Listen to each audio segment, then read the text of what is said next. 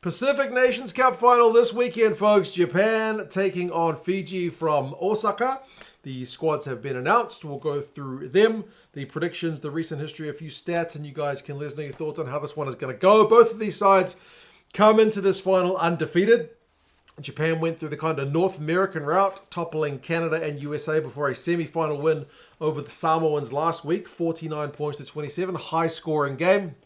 The Fijians, a different route. They had the Pacific route with Tonga and Samoa in their pool, and then a semi-final win over the States. So 22-3. Last week, a little bit kind of more defensively minded than the Japanese effort. So potentially a case of Eddie Jones's Japanese attack up against Mick Burns' Fijian defense. We'll have to wait and see how things play out. It is predicted to be pretty windy and pretty hot in Osaka for the final. We'll see if that affects the handling at all. Interestingly, both these sides come into this final largely unchanged. The Japanese have brought in Hamano, I believe, for his debut on the bench, but otherwise the starting 15 is still the same squad, and the majority of the bench is also the same. A few guys to highlight. Last week, Lee at fullback, who's traditionally, from what little of the Japanese rugby I've watched, which is a moderate amount, has tended to be a 10, but they've got Tatekawa and Lee essentially playing the dual playmakers thing at 10 and 15. Lee had the most kicks of any Japanese player last week with 9, and those kicks were opening up all kinds of space into the Samoan backfield, so that's one thing the Fijians will certainly have to be very aware of. Lee finished with a whopping 4 try assists. So if they allow that guy time on the ball, he will certainly look to create space for other players around him.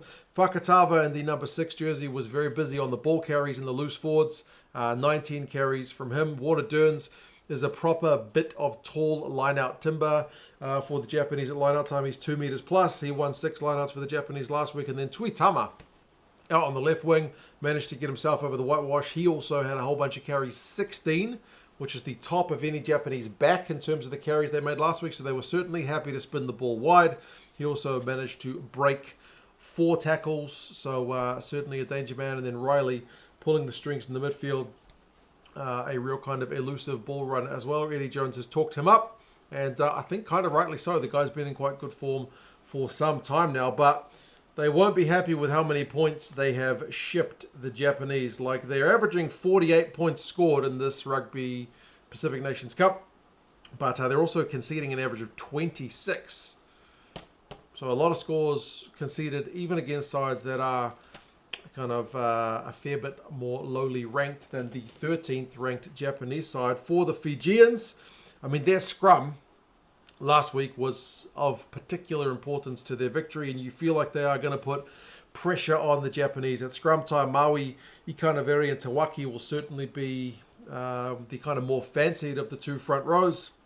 Also, Nasilisila at line-out time has kind of been their main guy. He won 7 line-outs last week against the States, so his battle up against Derns at kind of line-out time will certainly be an interesting one, because whoever secures more line-out ball is likely going to be taking a good step forward to victory, especially if the handling is tough with high winds and pretty hot weather predicted. Like I mentioned, Salawa in the number 7 jumper has been busting a whole heap of tackles. He had 5 up against the Americans last week, so certainly as far as the forwards go, looking to get a bunch of kind of ball carries. And then the one change in the side, which I'm pretty happy about, is Droa Sese coming in on the left wing for Momo.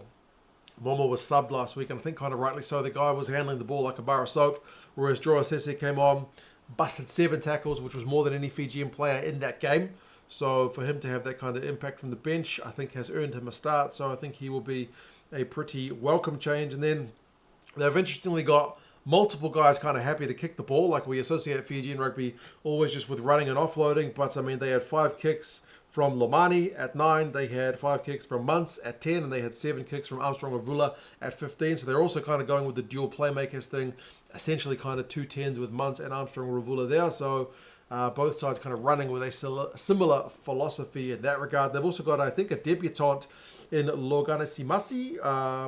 Apologies if that pronunciation is incorrect, but Sevens player, but will come off the bench and get his debut if, assumingly, he comes on. They'll certainly like to reduce the amount of coughed up ball.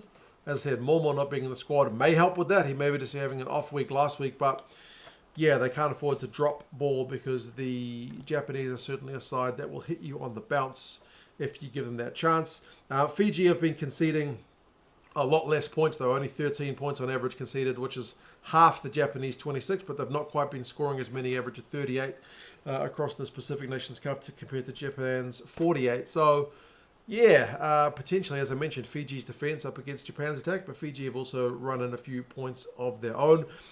Recent history between the sides does go the Fijians' way. They've won 4 of the last 5, although these do go back to like 2013. Mostly Pacific Nations Cup games. The one Japanese win comes in that 2019 Rugby World Cup year, where Japan probably peaked. I mean, they had a really good Rugby World Cup campaign, which they hosted, and then it didn't kind of... Yeah, they haven't been able to kind of maintain that level, which kind of saw people saying, you know, these guys need to come into the Rugby Championship. So the 2 games after that, the one game after that in 2023 was a pretty comfortable Fijian victory, Pacific Nations Cup last year, 35-12 to the Fijians. So, yeah, it's certainly going to be an interesting one to see how this one works out. Fiji are the favourites. 2 points with the bookies and 8 points with the Rugby Forecast algorithm. Nick Berry from Australia is the ref for this one. It's an evening kickoff in Japan, 7:05. And that's 10:05, I believe, for those of us in New Zealand and also for you guys in Fiji. So we will see. I think Japan at home, maybe better value than being the underdogs, but it's really hard to tell because this entire Pacific Nations Cup, it seemed destined that these two sides were going to meet in the final. And so we have it. Someone is going to go through undefeated and someone is going to cop their first loss. You guys let us know your thoughts on how you think this one is going to go. Who you back in, Fiji or Japan for the Pacific Nations Cup 2024. You guys take care of yourselves and talk to you guys again soon. See you later.